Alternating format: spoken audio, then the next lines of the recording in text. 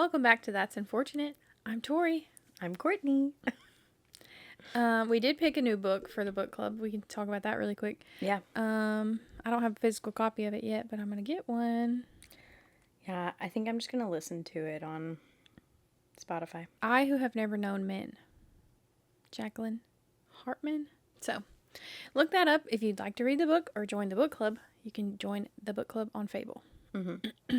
This book's a little different than what we've read, so I'm excited. Yeah, it is different. So to read something not as far as what I've read, it doesn't look romance at all.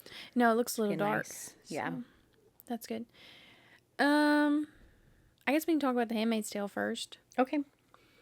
Now I'm completely caught up. Okay.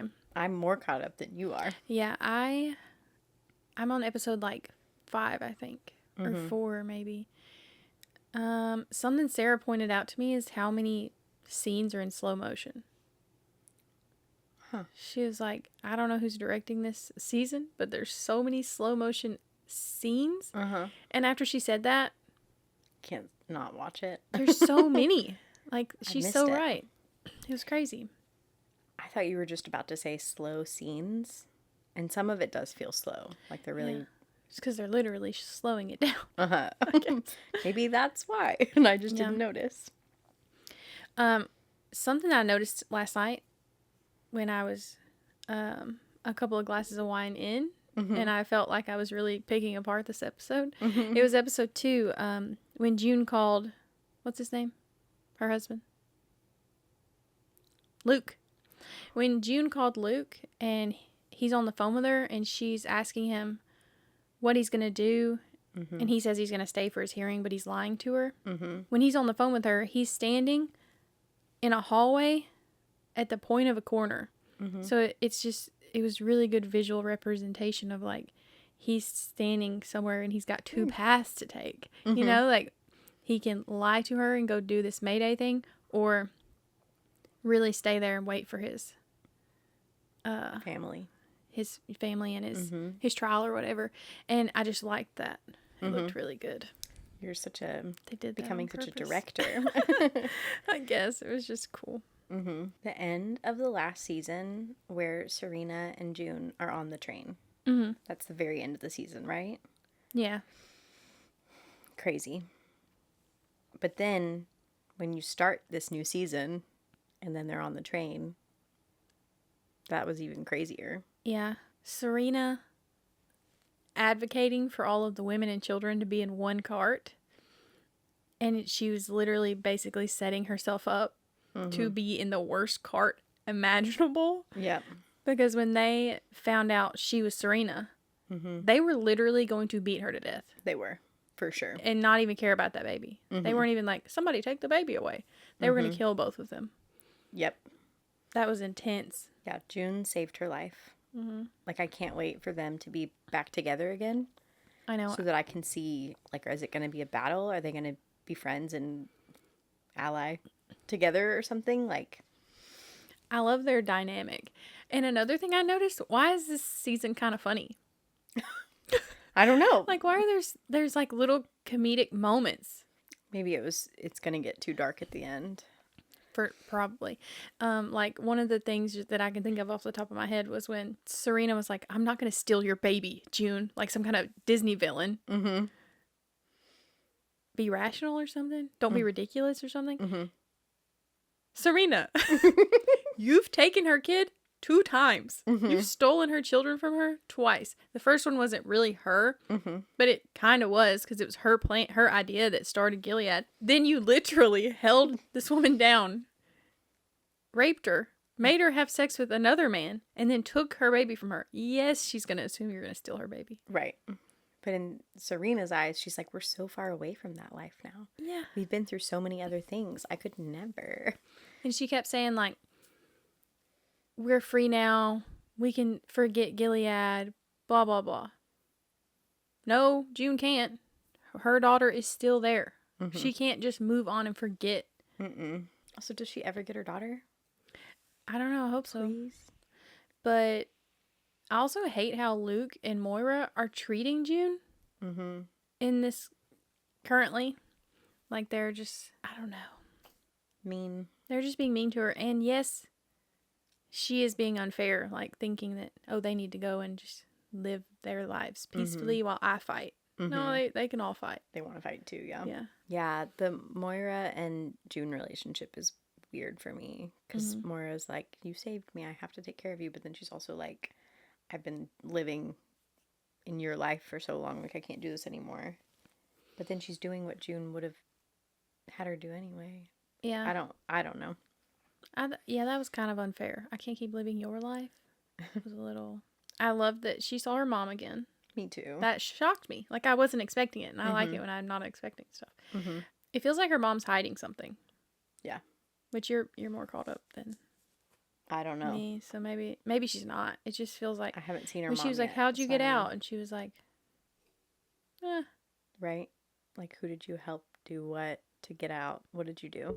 Oh, I really like, what's the funny commander's name? Lawrence? Yeah, I really like Commander Lawrence. I know, but June hates him. He's so funny. He's just kind of like fucking with everybody always. And him having to marry that woman Yeah. is so funny. Yeah. Like, their dynamic is hilarious. And having to have a daughter in his house when apparently he hates children. But he seems to be kind of like bonding with that little Yeah. girl, actually. Have He's you reading seen- to her. Okay, I was going to say, have you seen the scene that like he was reading to her? Which is nice because, So cute. you know, women aren't allowed to read. Mm-hmm. But apparently in New Bethlehem they can, but it feels like a trick. It's definitely a trick and a trap. Right? Like what's, I don't know. I just want to finish it already. I know.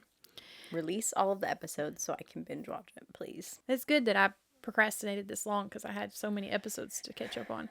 Yeah, I What day does it come out every week? like Monday or Tuesday. Oh, okay. I procrastinated whenever until like the 4th episode was out. Okay. But I think it's on like the 6th episode. So like this one that just came out this week was the first one that I really like actually waited to watch. Okay. And now I have to wait until next week, and I just feel so angry about it. I've also been procrastinating Yellow Jackets. Oh yeah. I think I've only watched the first episode. Mm. But I've just been playing a lot of video games lately. Yeah. Not a lot of time for TV. Have you watched or looked at Good American Family? Does that have Anna Paquin in it? Or is that a No. different one? It has the girl from Grey's Anatomy, Meredith Grey.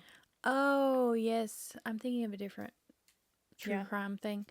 I It's about- watched...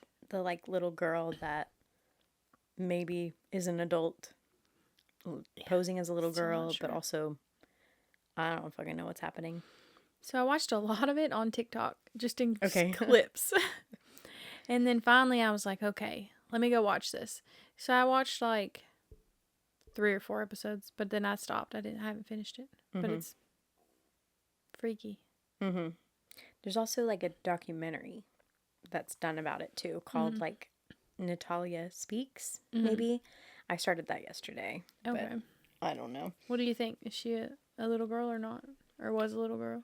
I think that she's older than what I think she was older than what she said, but I also think that like she had gone through fucked up scenarios to where she literally didn't know. Like I think it was some form of PTSD that made her say she was 6 whenever really she was maybe like 8 to 10. Oh, okay. But part of it was that why they initially assumed that she was an adult is because she had pubic hair and started having periods too, and she was like hiding bloody socks and Yeah. underwear. I've seen that clip, or at least or pieces of it. But also like the mom of the family seems super fucked up, and abusive, emotionally and physically. So I don't know. But now this person that was a little girl is now a woman, and is like going through processes to speak out and live her life again. I don't know. It just all seems crazy. It seems like kind of a crazy thing to make a TV show out of.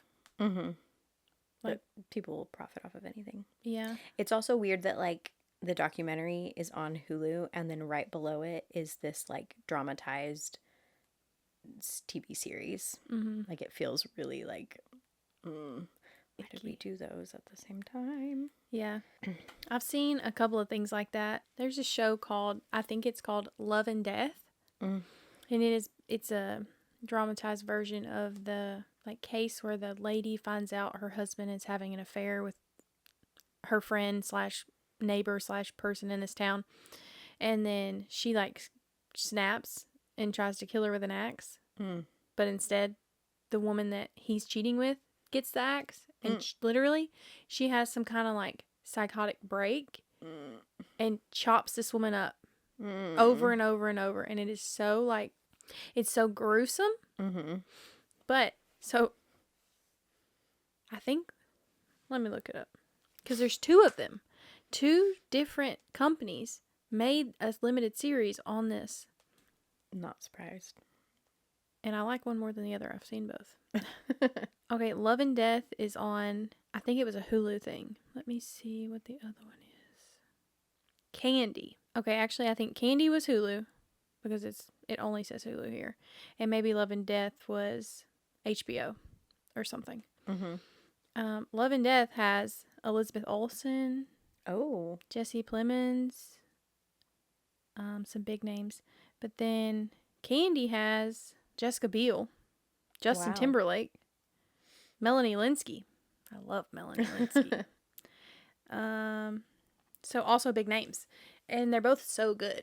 But I really like Elizabeth Olsen's version of... No, I feel like I have to go watch both of them. You should.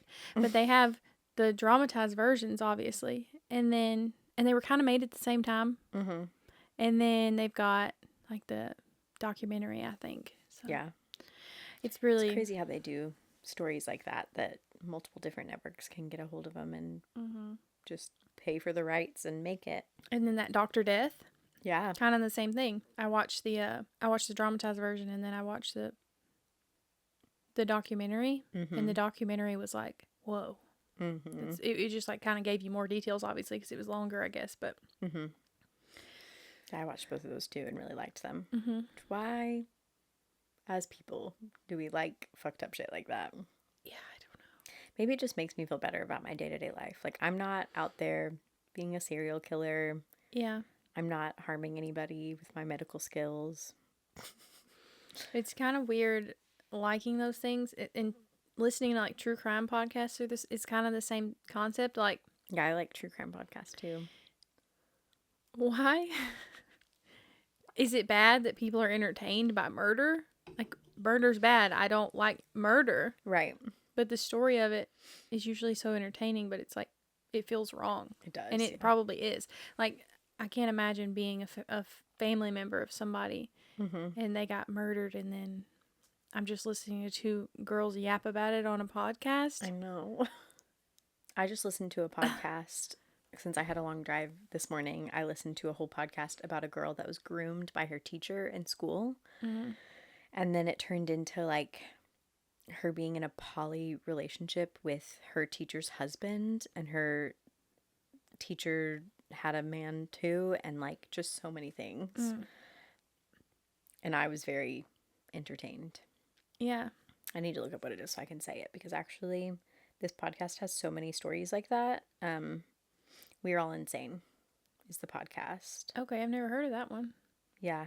It's really good, but it's really just this one person interviews people, but really she just kind of lets everybody tell their story.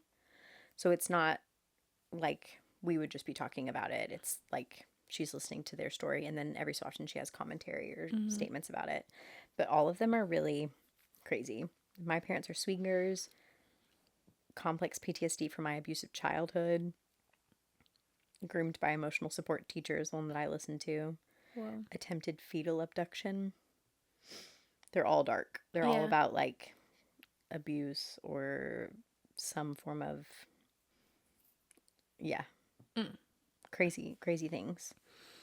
I listened to this one true crime podcast, and I haven't listened to it in a while, but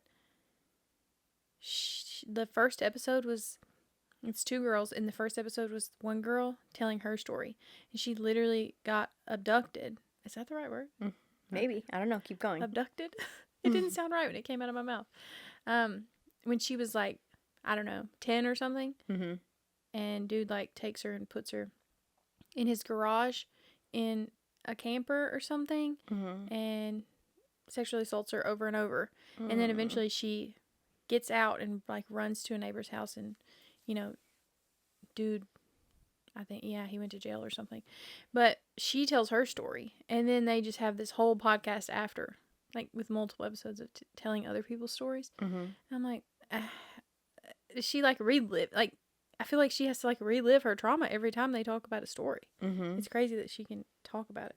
Mm. Not only hers, but other people's. Yeah. So I was thinking about whenever I was listening to this dark podcast earlier, I was like, I have some dark past.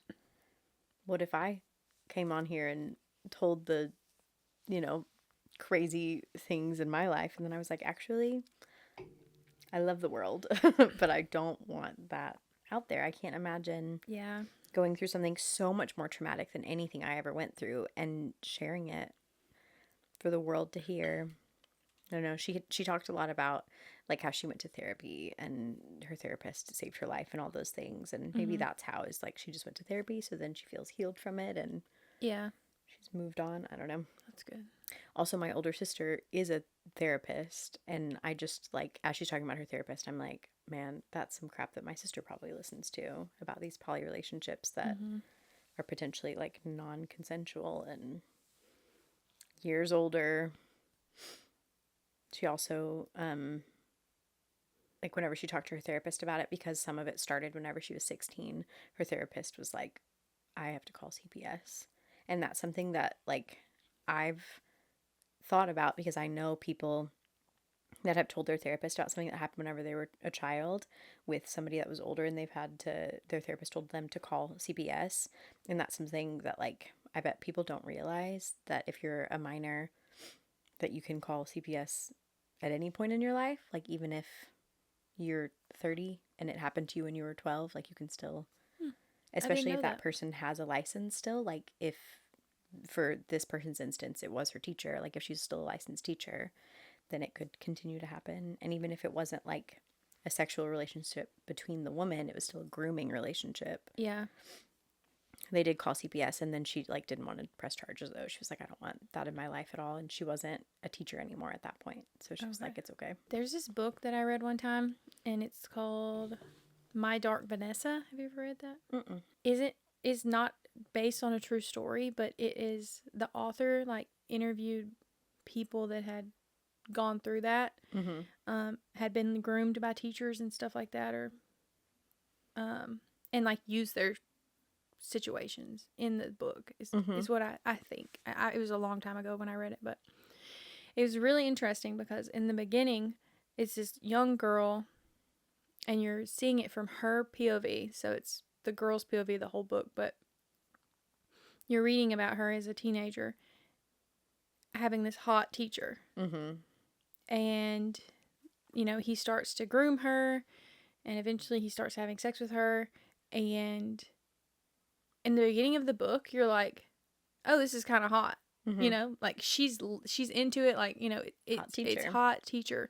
And then in the middle, the book, like the author / book slaps you in the freaking face and is like, hey, oh, actually, this is disgusting. Yeah. And I wasn't expecting it. I went into the book really not knowing that was going to happen. I literally, it was like in a bin for $5 or something. And I just like picked it up and was just, you know, okay. And all of a sudden, like, it was like one interaction happened and then I realized, and like the whole tone of the book shifted, and it was really you realizing the, like, would you call her the narrator, I guess? Anyways, depends how she was telling it, but yeah. The main character was like, her mental health was declining, and then you realize like there's the shift, and it made me feel like so gross to even think that the first part of the book was like, oh, this is hot. Right. You guys know, hot teacher. It's a story that everybody tells, but. And then she starts describing him more through the eyes of like an adult.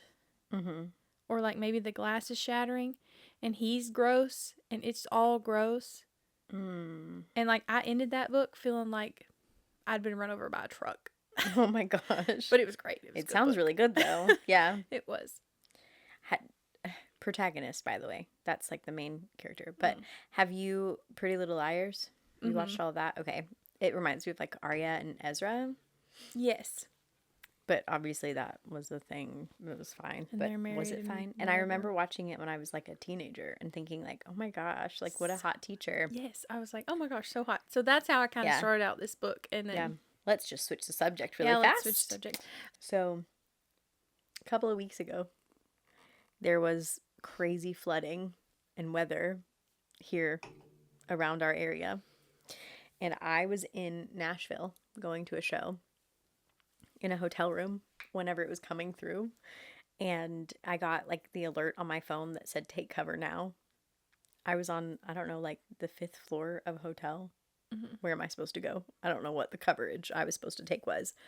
So instead of being a reasonable person and going like to the bathroom or something, I was at the window watching. Of course.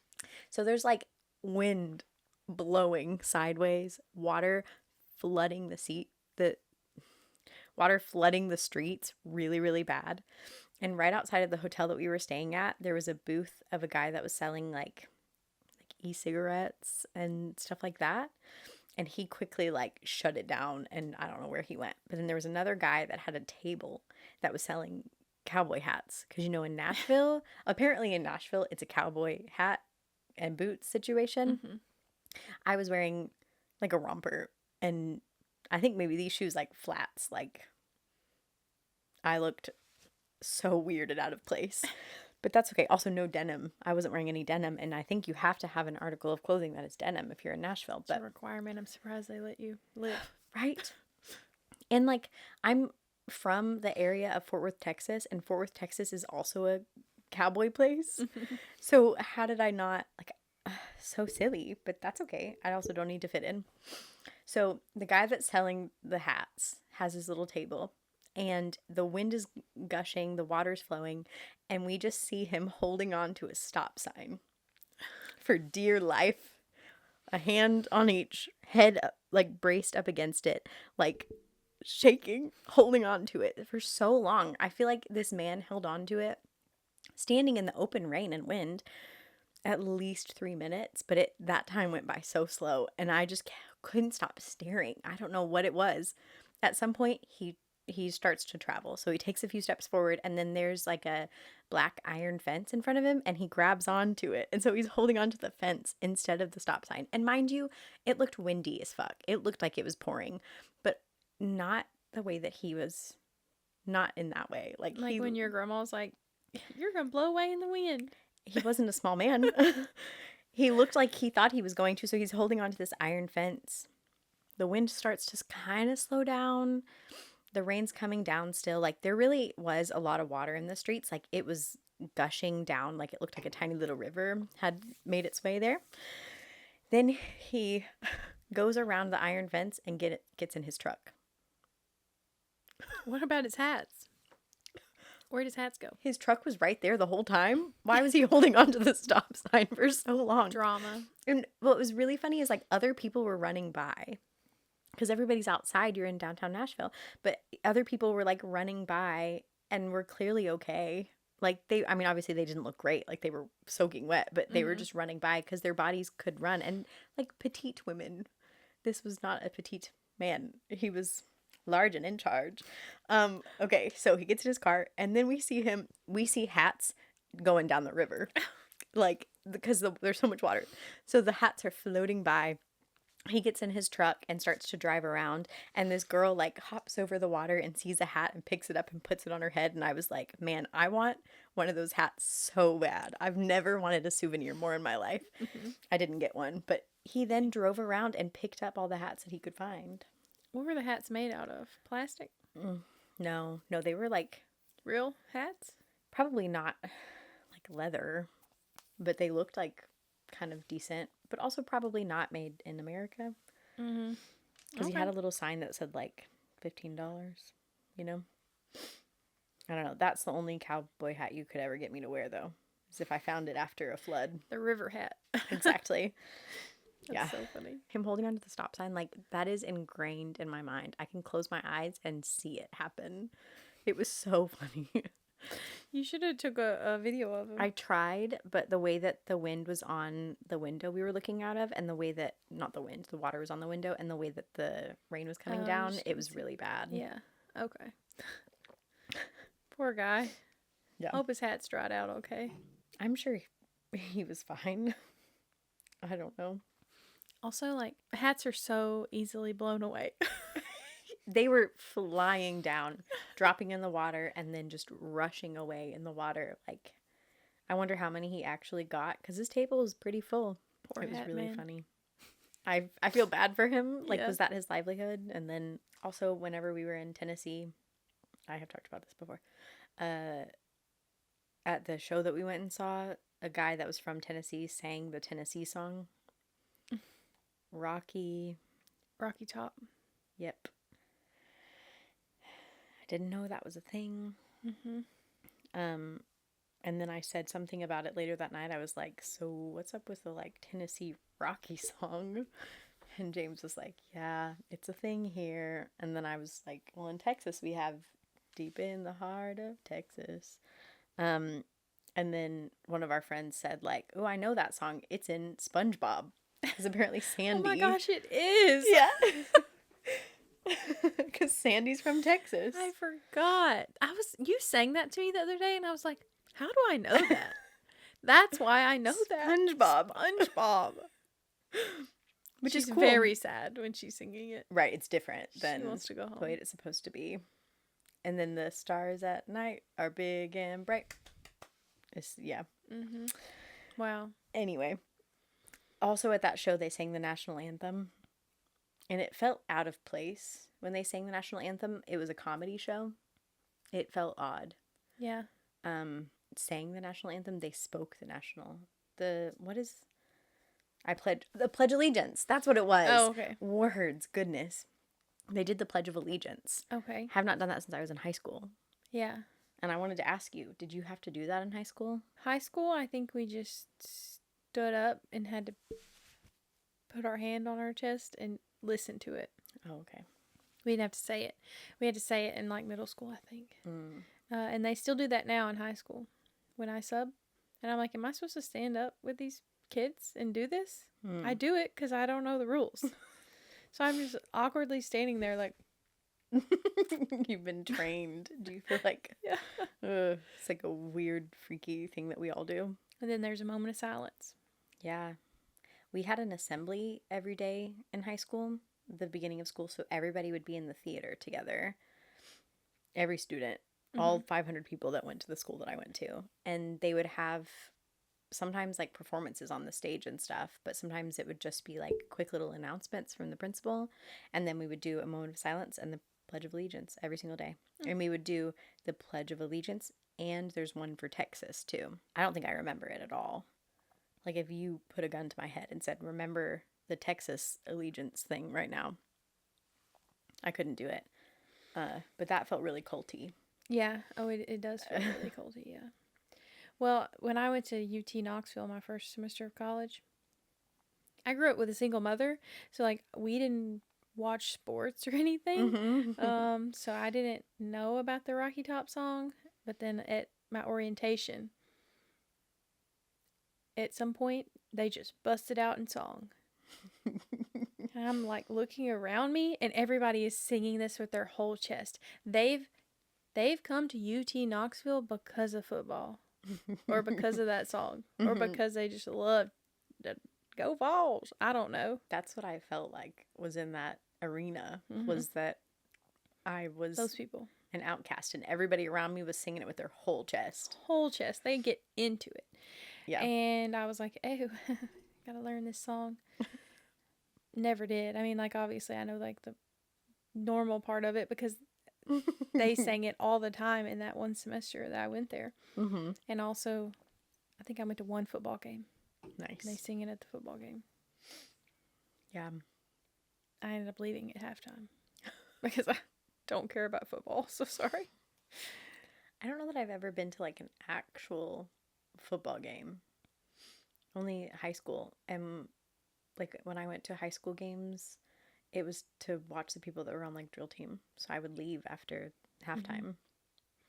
I only went to football games in high school to meet boys.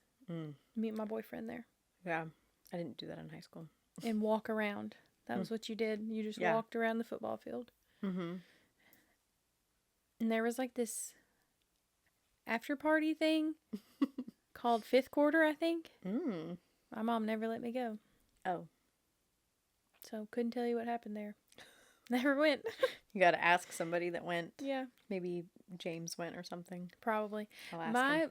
My friends used to beg me, like, come on. And I'm like, my mom literally said no. You're lucky I'm here. Mm-hmm.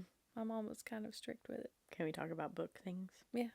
You know, in a book, whenever they say that the guy's dick is so big that you couldn't fit 2 hands around it. Right. Do you read those books and go, where is it going? Yes. Or actually. if they say it was the length of, like, my arm, something like that, you know? Oh, they love saying it's as wide as my forearm or the length of my forearm. I'll, like, look at my arm. That's in my sternum. Excuse me. It is. Like, I'm like, do you know where the cervix is? Is that what it would hit that first? would kill you, right? Or it's not graphic. It's not going in all the way. So then what's he doing with the rest of it? Right. Don't you have to touch all of it for it to stay a certain way? Okay, so I have a friend, and she hooked up with a guy in college, and she said it was the biggest she had, like, literally ever seen, that it couldn't go all the way in. Yeah. And she said that she had a bad time. Like, it didn't even feel good because it was so, like, big. And I guess afterwards they were talking or whatever, and she was like, wow, like, you must feel so good about your penis size. Right. It's huge. He was like, actually, no, like, I kind of hate it because I can't ever have good sex because it's too big that I'm usually hurting the girl. And I also can't put it all the way in anybody. Poor guy. I was like, what a concept. So. That's how my friend is. She had an encounter with a guy, and she said that it was kind of actually the length of her forearm, like elbow to wrist. And it was like he couldn't get it in deep enough for it to be, like, arousing for him still. So he had to have one hand on top of the other inside of her and then still move. And she said that it took so much blood to, like, keep it up that he just couldn't do it. Oh my gosh. And that it was, like, really sad for him, is what she said. Dang. But she said also he was good at other things, so it was okay. Valid. Crazy. But books do that. They like, do. They're always like, oh, I couldn't fit both hands around it, or that's what, the size of a baby's head? So you're giving I need to be dilated for this. That's what I think of. Also, in a book, whenever they're like, they've just finished these 3 battles and they're covered in blood and maybe like some zombie guts or like whatever weird animal, and then they're like, hey, time to get freaky, get naked right here and start eating me out. And I'm like, what is that taste like? Or they've been on the road riding horses for 3 weeks. And they're just banging every night. Have you rode a horse? Have you been near a stream? Or maybe took a dip? Could you clean yourself? Right. Also, in no pages have you said you've been near a stream. And you know there's no deodorant or any type of, like, there's no soap, right? I've rode a horse like one time. Was it comfortable for your bits? Thank God, you. no. Okay, so you know that, like, she's already tender and you're gonna have sex. Okay. But if a writer would just write in and then we got in the water and started doing it in the water, I'd be like, okay, we're cleaning. Whew. Perfect. That would be erotic to me, that they were getting clean. Also, I've really been thinking about these things lately. I don't know why. Bushes. Where are they in books? They don't exist. Hair is nowhere. I have read some where she'll say, like, my tuft. Oh, maybe And I've read something like that too. Yeah. so there is, but that's about all you're getting. Yeah. That his hand traveled down to my tuft. Right. And Or then something. the apex of my thighs, probably. Yeah. Where the tuft is. Where the tuft is. Tuft is such a funny word. I don't think I've ever said it out loud. Now I'm concerned that I'm making it up. No, that's a real word. That is Okay. correct. Yeah. Cool. That's really funny. Yeah. I'm just imagining all these people in these books just have no hair. Mm-hmm.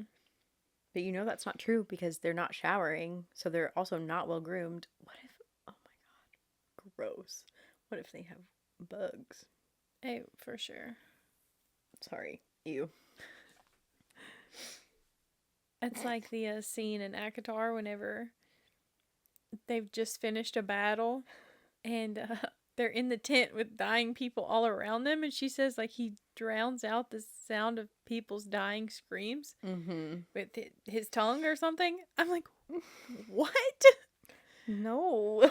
Not right now. Not right now. Yeah. I read a book called Room Hate, which is, play on roommate, but it's room hate. I read it at the beach because it was set at the beach. It was really dumb. Oh. But it was fine. Mm-hmm. It gave me beachy vibes, but like the whole time I was like rolling my eyes at it. It was very much couldn't fit two hands around it. Oh, yeah. She got pregnant halfway through the book. Oh, So then I had to read the second half of her being pregnant and having a baby. I'm always annoyed when the main character gets pregnant. I'm so sorry. Especially in the middle. Get pregnant at the end, fine. Mm-hmm. Not in the middle. Because then you have to hear about pregnancy things. Yeah. Something that's just like really random. While we were at that show in Nashville, at some point, we were leaving. And James quickly was like, hey, I'm going to go to the restroom and then we can go. So I'm waiting off the side with our friend.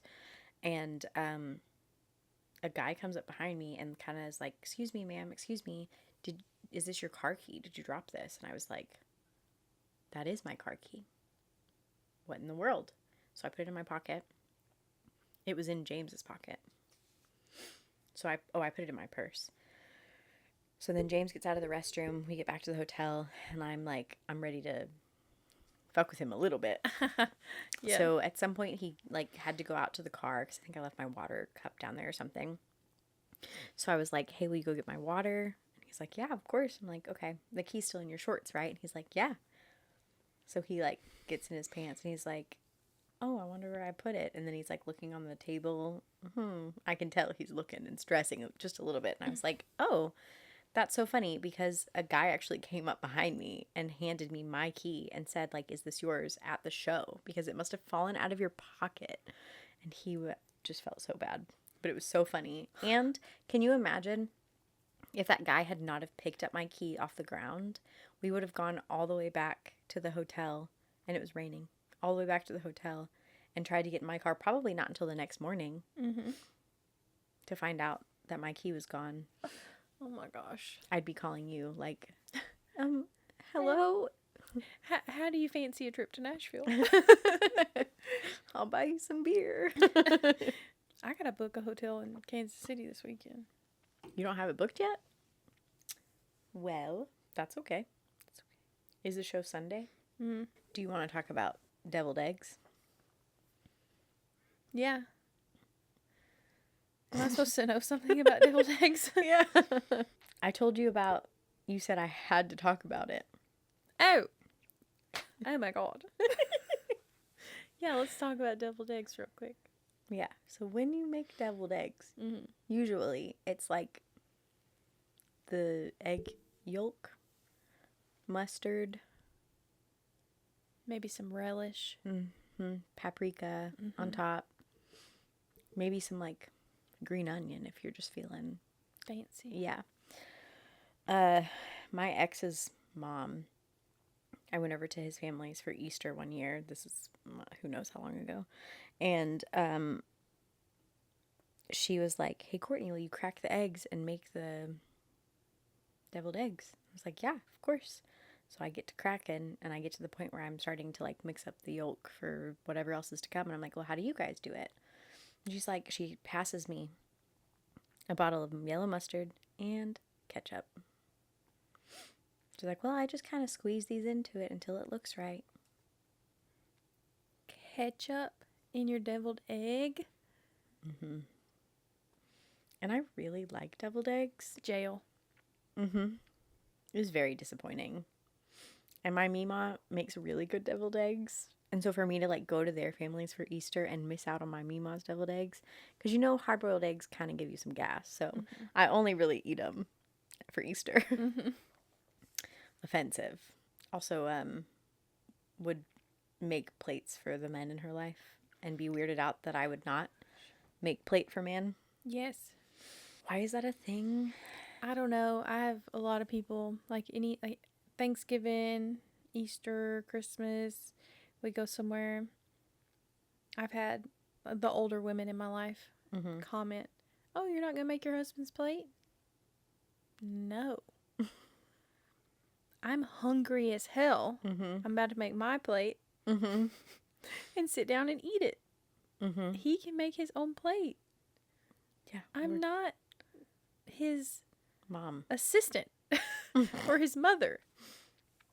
Maybe that's what it is, though, is that, like, they want... Okay.